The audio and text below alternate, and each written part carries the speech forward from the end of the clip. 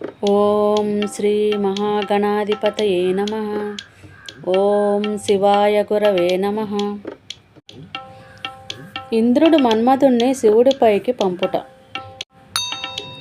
వాళ్ళ సరసాల అల్లరి అలా సాగుతుండగా ఇక్కడ మింగలేక కక్కలేక గంగవెరలెత్తుతున్నారు దేవతలు. వాళ్ళకు కావాల్సింది ఆత్మానందం కాదు, ప్రకృతి పురుషుల కలయిక జరగాలి. తత్ఫలితంగా మూర్తిభవంతుడైన కుమారుడు రావాలి. రాక్షస బాధలు ఎన్నాళ్ళని ఎదురు చూడగలరు? అందుకే అంతా కూడబలుకొని కుసుమసరుని ఆహ్వానించారు. ఇంద్రుడు తన ప్రియవాక్యాలతో మదనుడిని సంతోషపరచాడు. అనంతరం తారకుడు చేసే తగని పనులని, దేవతలకు వాటిల్లిన దీనత్వాన్ని వివరంగా చెప్పాడు. శివకళ్యాణం యొక్క అవసరాన్ని మనసుకు హత్తుకునేలా బోధించాడు.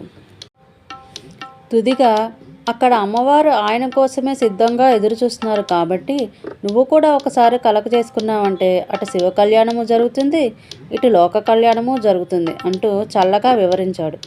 సరే అన్నాడు మన్మధుడు. సర్వ ప్రపంచాన్ని సమ్మోహింప చేయగలను నేను, అది గొప్పగా అనుకోను.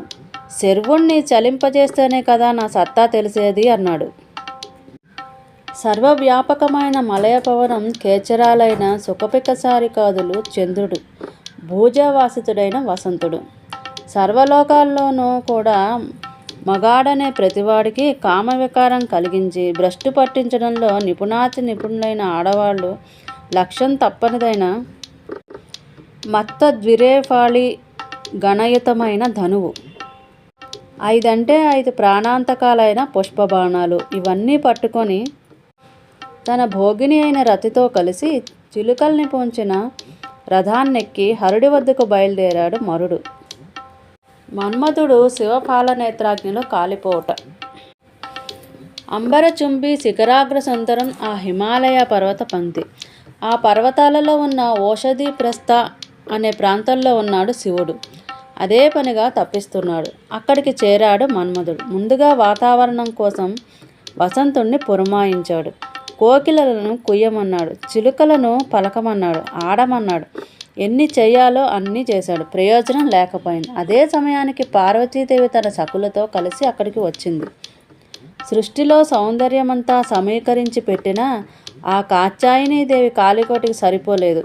100 మంది వాచస్పతులు కలిసి ఆమె అందాన్ని వర్ణించడం మొదలెడితే 100 సంవత్సరాలు గడిచినా సరే సంపూర్ణంగా ఆమెని వర్ణించలేరు. వసంతుడు సిగ్గుపడతాడు. మలయపవనుడు ఆమెను తాకడానికి జంకుతాడు. కోకిలకు గొంతు పెగలదు. హంసలు ఆమె గమనాన్ని ఆశ్చర్యంగా అవలోకిస్తుంటాయి. చంద్రుడి వెన్నెల ఆమె ముఖకాంతి ముందు ఎందుకు కొరగాడు.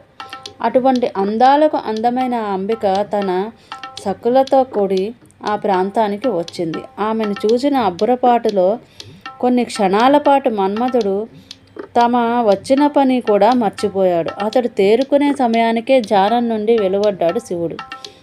కళ్ళు తెరిచాడు. అదే అదననుకున్నాడు మదనుడు. అరక్షణం కూడా ఆలస్యం చేయకుండా హర్షణం అనే బాణాన్ని ప్రయోగించాడు. సరిగా ఆ వేళకే పార్వతి స్వామి ముంగట నిలిచింది. మరుక్షణమే మరో బాణాన్ని సంధించి ప్రయోగించాడు. దృశ్యమానమవుతున్న జగన్మాత సౌందర్యపు చురుకుతనం, అదృశ్యంగా తాకుతున్న మరువి పూల తూపుల తీవ్రతలతో రవ్వంత చలించాడు శివుడు. పార్వతీ సోయగానికి అబ్బురపడ్డాడు. ఆమె అంగాంగ సౌందర్య మధువును మహాభావుకతతో కళ్ళ దోసెళ్లతో త్రాగాడు. మనసు మత్తిల్లినట్లయింది. మనువు కెరిగిన మదనవతి రూపంలో ఉన్నది ఎదురుగా మహామాయ. మనసు మత్తులోంచి మరులలో మళ్ళసాగింది. ఒక్కసారి ఆ చక్కని చుక్కని అక్కున చేర్చుకోవాలనిపించింది. అంతలోనే తనకు తానే తెప్పరిల్లాడు త్రినేత్రుడు. నాకు ఇలాంటి ఆలోచనలు వస్తున్నాయేమిటి? ఈ పాపభూయిష్టమైన పరాంగణాలాలసతను ఎందుకు కలిగినట్లు అనుకున్నాడు. తక్షణమే కారణాన్ని అన్వేషిస్తూ ఆలోచించసాగాడు. వరేసహ కింభవేదిహ అని ఆలోచిస్తున్న ఆయనకు అటు ధ్యానంలో కానీ ఇటు స్పృహలో కానీ లేనప్పుడు తనపై కాముడు జరిపిన పని తోచింది. ఆగ్రహం ఆక్రమించసాగింది ఆయనను. అదేమీ పట్టించుకోవటం లేదు మన్మధుడు. తన 2 బాణాలు సఫలీకృతమైన ఆనందంతో మూడవదైన అమోఘాన్ని వింట సంధించి మింటికెగసి ముక్కంటిపై ప్రయోగించాడు. ఎక్కడెక్కడ చిలుక వజీరని దిక్కులు పరికిస్తున్నాడు శివుడు. పడనే పడింది అమోఘం ఆయన మీద. కానీ ఏం లాభం? అంతటి గొప్ప బాణం కూడా అమోఘంగా నిష్ఫలమైంది. శివుడు స్పృహతోనే ఉండటంతో తను చేసిన అమోఘమైన బాణం ఘోరంగా పరాజయం పొందడంతో కాళ్ళు చేతులు వణకసాగాయి కందర్పుడికి. కొంప మునిగిపోయిందనుకున్నాడు. ఇంద్రాది దేవతలను తన రక్షణార్థమే తరలిరమ్మని ప్రార్థించసాగాడు. అమోఘం అనే బాణం తనను తాకి పతనం కావడంతో ఆ మన్మధుని ఉనికి కాస్త దొరికిపోయింది దూర్జుడికి. ఒక్కసారి అటు చూశాడంతే. ఆయన ఫాలనేత్రం నుంచి మహానల జ్వాల వెళ్ళి మదనుణ్ణి తాకడం, అతడు బూడిద కుప్పలా నేలరాలిపోవడం అన్నీ కూడా రెప్పపాటు కాలంలో జరిగిపోయినాయి. మదనుణ్ణి రక్షించడానికి పరుగు పరుగున వస్తున్న సర్వదేవతా బృందం అంత దూరంలో ఉండగానే వాళ్ళకెదురుగుండానే కాలి రాలిపోయాడు కందర్పుడు. కెవ్వున అరిచి స్పృహ తప్పిపోయింది రతీదేవి. అంతలోనే తేరుకొని గోరుగోరున విలపించింది. దేవతలంతా ఏకమై తన దేవుణ్ణి నాశనం చేశారని దుఃఖించింది. దేవతలు ఆమెను ఓదార్చారు. ఈ సృష్టి మొత్తంలో ఒకడు ఒకడిని సుఖపెట్టడమూ లేదు, ఒకడు ఇంకొకడిని కష్టపెట్టడమూ లేదు. ఎవడు చేసిన కర్మను వాడు అనుభవిస్తున్నాడు అంతే. నీ భర్త అయినా అంతే. తన కర్తృత్వరీత్యా బ్రహ్మచే శక్తుడైనాడు. దాని రీత్యా ఇలా శైవాగ్నిలో బూడిదయ్యాడు. ఎవరిని ఏమీ అనుకో అక్కర్లేదంటూ ఆమెకు వేదాంతం ఉపదేశించారు దేవతలు. ఆ బూడిదను జాగ్రత్త పెట్టమని కరుణాంతరంగుడైన శివుడు ప్రసన్నుడు కాగానే మళ్ళా మన్మధుణ్ణి బ్రతికిస్తాడని చెప్పారు. భర్త యొక్క బూడిదని కొంగును కట్టుకుంది రతి. ఆమెను తోడు తీసుకుని రుద్రుడి ముందుకు వెళ్ళి ఆయనను అనేక విధాల ప్రార్థించారు. రతీదేవి దుఃఖాన్ని మాన్పమని ప్రాధేయపడ్డారు. అనుగ్రహమూర్తి ఆ ఆదిదేవుడు అలాగే జరుగుతుంది అన్నాడు. విష్ణువు కృష్ణావతారం ధరించినప్పుడు ఆయనకు రుక్మిణియందు ప్రద్యుమ్నుడనే పేరుతో జన్మించుతాడు మదనుడు. త్వరలోనే అతడు కైలాసం చేరి నాగకణాలతో కొన్నాళ్ళు విహరిస్తాడు. తిరిగి పుట్టే వరకు అనంగునిగానే ఉంటాడు. ప్రద్యుమ్నుడిగా జన్మించగానే శంభరాసురుడి వలన గండం పాలవుతాడు. రతీదేవి అంతవరకు శంభరుడి నగరంలోనే ఉండాలి. ఆపదల పాలైన ప్రద్యుమ్నుడు గండం గడిచి ఆమెకు అక్కడే లభిస్తాడు. అనంతరం శంభరుణ్ణి సంహరించి అతని ద్రవ్యం వశపరుచుకొని తన ప్రియతమైన రతితో కలిసి సుఖజీవనం సాగిస్తాడు అని అనుగ్రహించి అదృశ్యమైపోయాడు.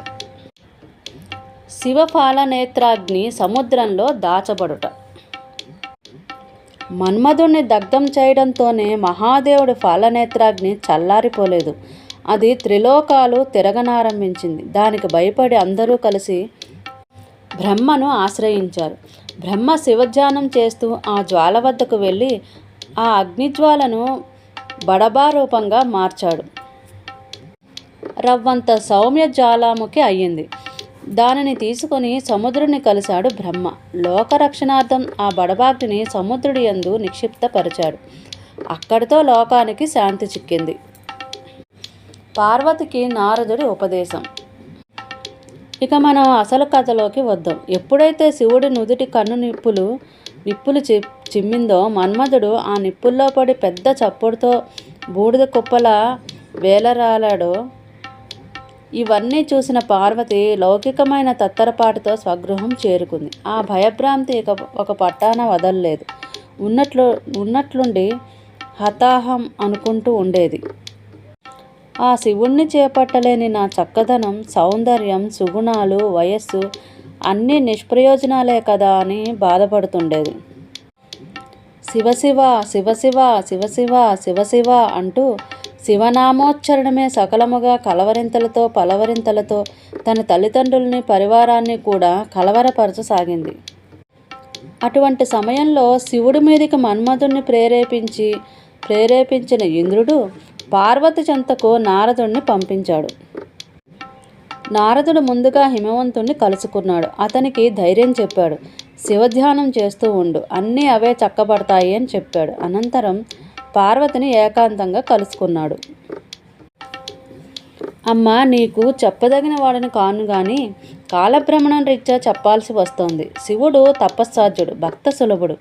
అంతేగాని అతిశయాల్ని సహించలేడు. నువ్వు నీ సౌందర్యంతో ఆకట్టుకోవాలని చూసావు. అది బాహ్య సౌందర్యం. దానికి ఆయన అస్సలు లొంగడు.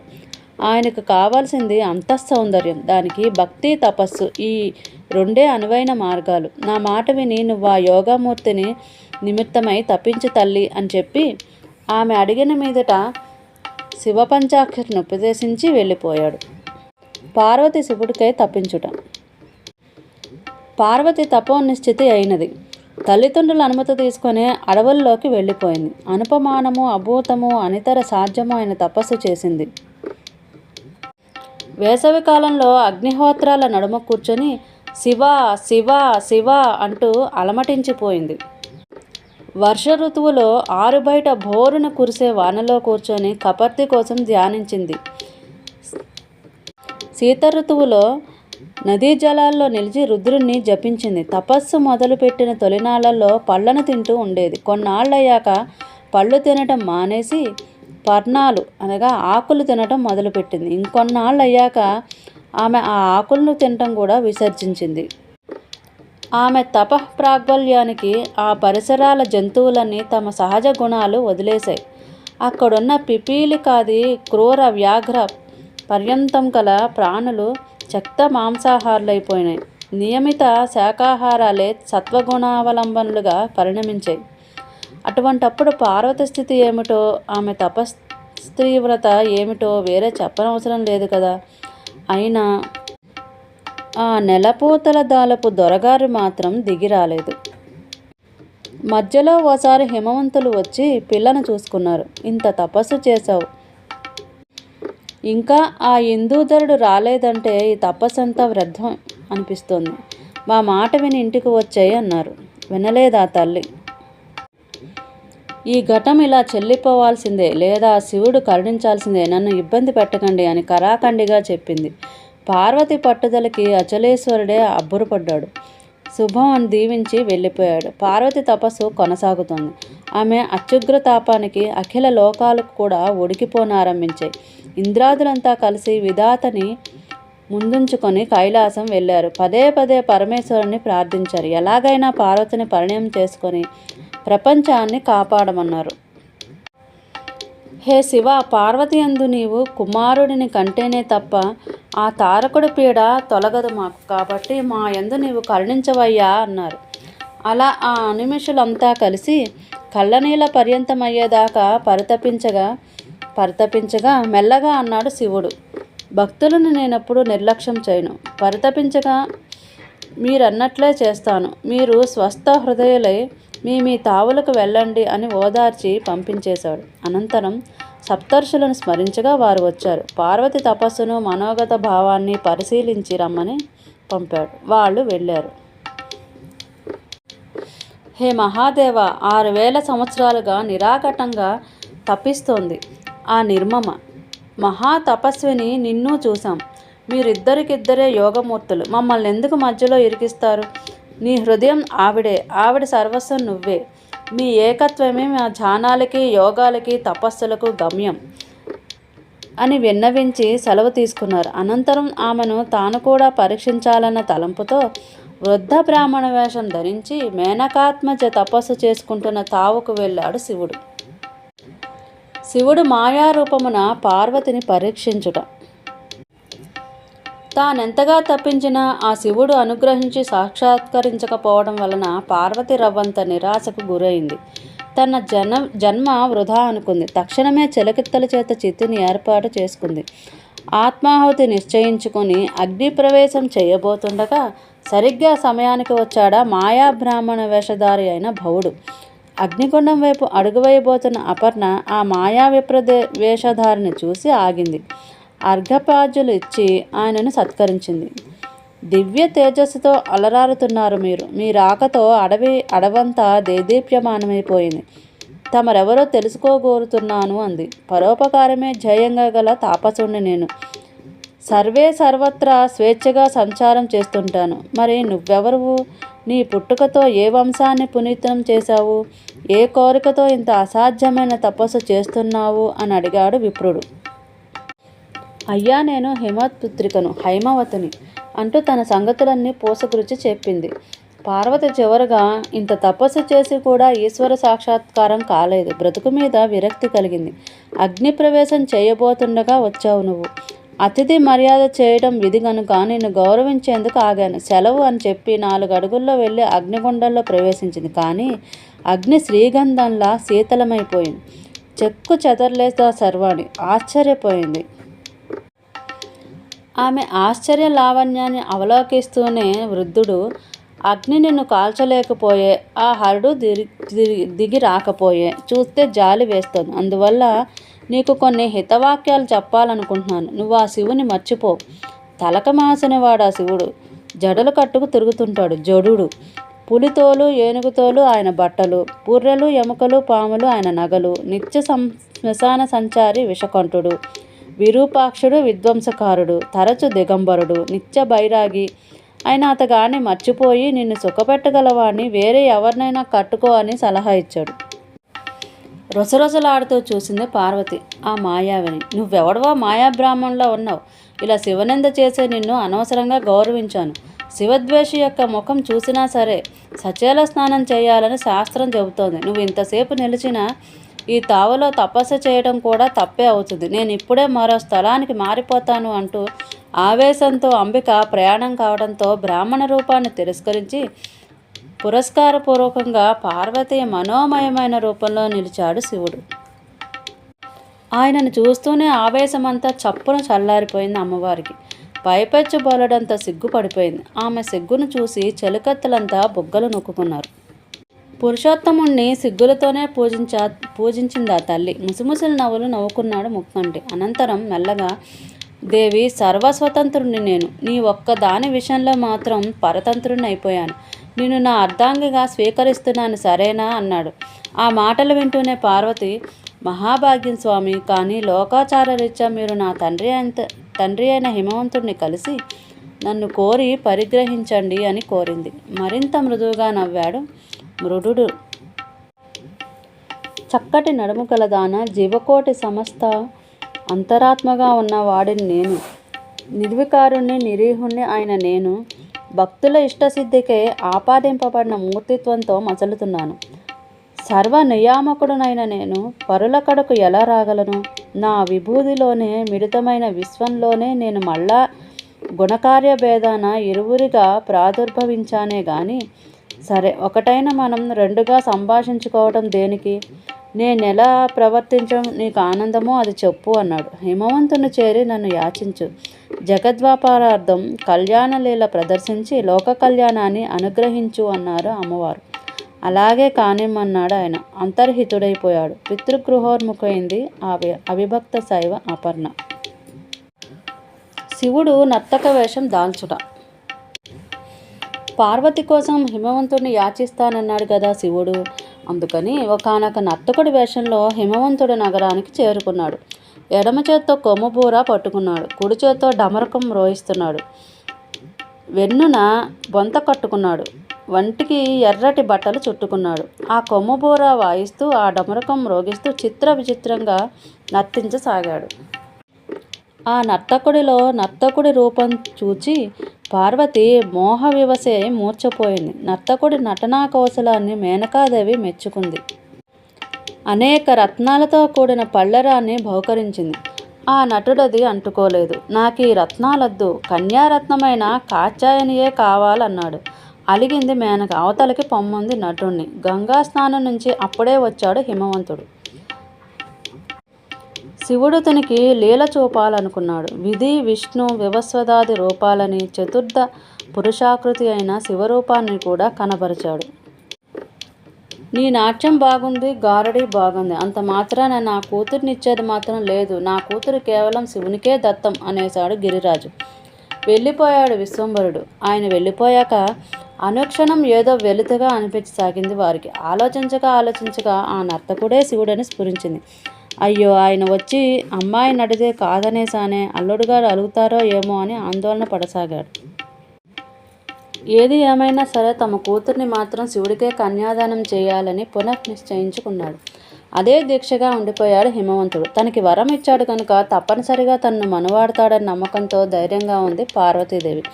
అమ్మవారి దీక్ష ఆనందమే కానీ కన్యాదానం విషయంలో హిమవంతుడు దీక్షే దేవతలకు కొంచెం చిక్కు తెచ్చేదిగా అయింది. అంత పట్టుదలగా అమ్మవారిని శివుడికి కన్యాదానం చేసినట్లయితే హిమవంతుడు సజ్జోముక్తిని పొందేస్తాడు. అంటే పురుష రూపంతో పాటు పర్వత రూపం కూడా పత్తా లేకుండా పోతుంది.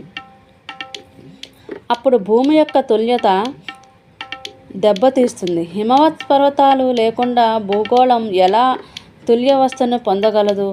పోనీ విశాలమైన భూమి పొందిందే అనుకుందాం. ఈ హిమగిరులే కనుక ఉత్తర సరిహద్దు కాకపోతే భరతవర్షం గతేమైపోవాలి? కర్మభూమి పుణ్యభూమిగా కీర్తించబడ్డ లోకానికి మధ్య సంబంధ బాంధవ్యాలన్నీ సర్వనాశనం అయిపోయినట్లే కదా. అదంతా అలా ఉంచిన రత్నాల గుట్ట కదా హిమాలయం. ఆ హిమాలయం గుండా కైవల్యానికి వెళ్ళింది అంటే రత్న సంపదంతా మళ్ళా ఎప్పుడో ప్రళయం వచ్చి సృష్టి ఆరంభం అయ్యేదాకా బయటపడదు. కాబట్టి హిమవంతుడు కన్యాదానం చేసినా అది ఏకాగ్ర చిత్తంతోనే చెయ్యాలి అని నిర్ణయించుకున్నారు దేవతలు. వెంటనే బృహస్పతి దగ్గరకు వెళ్ళారు. శివనంద వాక్య ప్రసంగంతో హిమవంతుడి మనసు వికలం చేయమని కోరారు. ప్రాణం పోయినా శివనంద చేయనన్నాడు బృహస్పతి. బ్రహ్మని ఆశ్రయించమని సలహా ఇచ్చాడు. బ్రహ్మను చేరారు బృందారకులు. తమ ఆలోచనను చెప్పారు. నవ్వాడు విరించి. కొడుకు బాగుండాలి, కోడలేదా అయిపోవాలన్న సామెతగా ఉంది మీ ఆలోచన. నేను శివనంద చేస్తాను ఎలా ఊహించారు? శివనంద చేయడం శివుడికే సాధ్యం. ఆయన తిట్టుకుంటేనే ఏ గొడవ ఉండదు. కనుక వెళ్ళి ఉన్న కష్టం ఏమిటో ఆయనకే చెప్పుకోండి అన్నాడు. బ్రహ్మతో సహా కైలాసం చేరారు దేవతలు. కష్టమేంటో కపర్తికి విన్నవించుకున్నారు త్రివిష్ణువులు. శివుడు చిరునవ్వు నవ్వి సరే మీరు వెళ్ళండి అన్నాడు.